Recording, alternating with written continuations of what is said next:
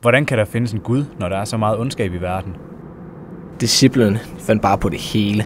Jeg tror på videnskab. Hvis Gud findes, så er han en ond Gud findes ikke. Bibelens Gud er voldelig. Hvis Gud findes, så er han et sadistisk monster med forstørrelsesglas. Hvis Gud findes, så er han et sadistisk monster med forstørrelsesglas. Så er han ikke voldelig. Kristendom er tåbelig. Tåbelig. Tåbelig. Tåbelig. Tåbelig. Som kristen i dag møder man rigtig mange forskellige skeptiske spørgsmål fra blandt andet ateister og medier. Vi bliver holdt til regnskab for vores tro, og der er mange rationelle spørgsmål, som vi kan have svært ved at besvare i forhold til vores tro. Men lad mig introducere dig for et nyt ord, der hedder apologetik. Apologetik, det betyder troens forsvar og har til formål at besvare mange af de her spørgsmål, som synes svære at besvare. Der er mange kristne, der mener, at vi ikke skal beskæftige os med apologetik, fordi troen den egentlig kun har noget med troen at gøre, og vi ikke behøver at stå til regnskab for de her rationelle spørgsmål. Men ved apologetik, der kan vi finde ud af, at vores tro den rent faktisk giver mening og har et svar på alle de her forskellige spørgsmål. Der er ikke ét definitivt bevis for Guds eksistens, der kan sige os med 100% sikkerhed, at Gud findes. Men hvis vi nu forestiller os situationen, at vi har en retssag, og på den ene side har vi beviserne for Guds eksistens, og på den anden side har vi imod Guds eksistens, så har vi en lang række små beviser, også kaldet indicier, som sammenlagt kan gøre en stærk sag for Guds eksistens. For eksempel har vi argumentet for moral. Et ateistisk synspunkt kan ikke tilfredsstillende forklare, hvorfor vi som mennesker for eksempel synes, at det er en dårlig idé at lyve generelt. Et andet argument er det, man kalder fintuningsargumentet. Universet har brug for en hel masse forskellige faktorer at gå i opfyldelse for, at det overhovedet kan eksistere. Det er så sandsynligt, at alle de her faktorer på en og samme tid er gået i opfyldelse uden forklaring, at det er en Gud, der har stået bag alt det her.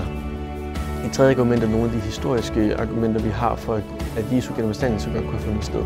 Der er godt nok også andre ting, som kan være svære at forklare ud fra det kristne synspunkt. Men det giver også mening, synes jeg, fordi at den vi prøver at forklare i Gud, og hvordan vil Gud være Gud, hvis vi med vores menneskelige begrænsede forstand vil kunne forstå ham fuldt ud. Når alt det her det er sagt, så er det også vigtigt at nævne, at apologetik ikke som det eneste er det, som omvender folk og gør folk til kristne. Det er Jesus, der arbejder i folks hjerter. Derfor har vi naturligvis også en masse eksempler på personlige vidnesbyrd om, hvordan folk gennem apologetik er kommet til Jesus, men primært ved, at Jesus har arbejdet i deres hjerte. Min troshistorie startede for cirka 4 år siden, hvor jeg blev inviteret med i kirke. Og indtil da, der havde jeg egentlig syntes, at det at gå i kirke og det at tro på Gud, det var noget, som det kun var dumme mennesker, der gjorde. Mennesker, som ikke tænkte sig om. Men hurtigt i den her kirke her, der blev jeg mødt af en bestemt tilgang, som sagde, du behøver ikke at kaste din hjerne væk for at være kristen. Du kan rent faktisk godt tænke over de spørgsmål og det verdensbillede, som følger med. Og da jeg blev mødt af den her tilgang, den havde jeg ikke set før. Så det tændte mig en del.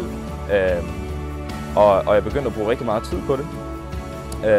Jeg brugte faktisk omkring et år på at sidde og læse så meget jeg kunne om det her emne her, og se så mange debatter jeg kunne for at få begge sider af emnet med.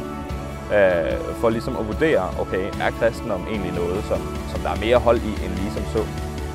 Og efter et års tid, så kristendom rimelig rationelt ud for mig, og der besluttede jeg så at omfavne den og tage imod Jesus og det, som han har gjort for mig.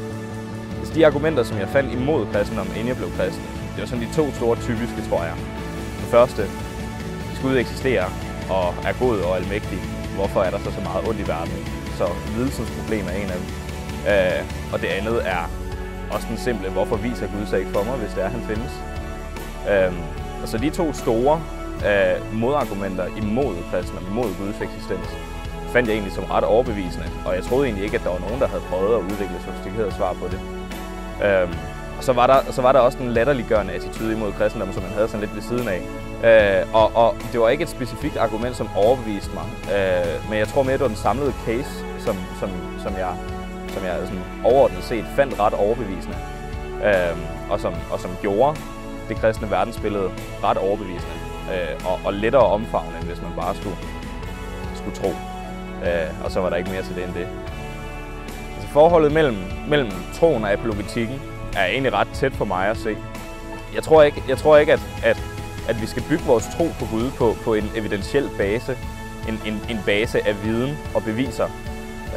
Fordi vores viden kan ændre sig fra dag til dag. Apologetikken er ikke stærkere end al vores anden viden. Men det betyder ikke, at apologetik slet ikke er brugbart.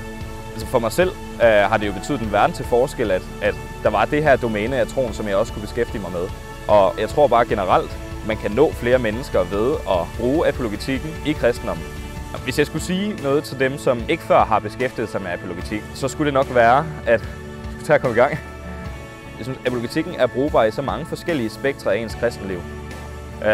Så jeg synes, at man som kristen, så snyder man sig selv for en rigtig stor del af troen, for en rigtig vigtig del af troen, hvis det er, at man lukker øjnene for hele den her del af det.